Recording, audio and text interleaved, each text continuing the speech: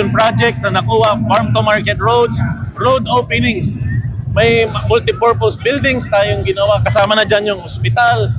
In total na yun, sinamarize ko na. Hindi ko na siya inisa-isa na mga proyekto na yun yung mga hiniling natin sa national agencies. Na yun ang nabigay sa atin dito. So, solar, water, irrigations, yung mga projects na yun.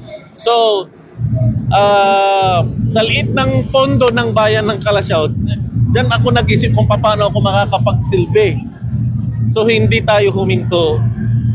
Nagsumikap tayo, humingi tayo ng tulong, napagbigyan naman tayo at na-address ang mga problemang ito. Well, alam nyo, kailangan hindi porket na magkakasama kami, magkakaibigan kami at nasa isang partido kami, ay hindi nagkakahulugan na hindi na natin pakikinggan ang opinion ng bawat isa.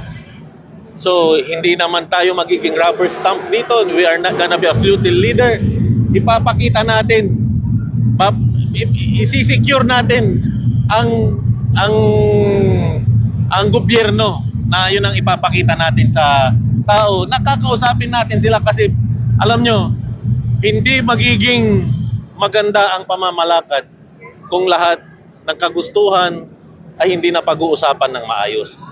So, never tayo maging rubber stamp dito. At alam naman niya yan. Respeto yan eh. Respeto yan na hindi pwedeng hilingin mo yung sa tingin mo. Sa tingin ko naman na walang gagawin na hindi nararapat ang administrasyon ni Mayor Patrick Caraman.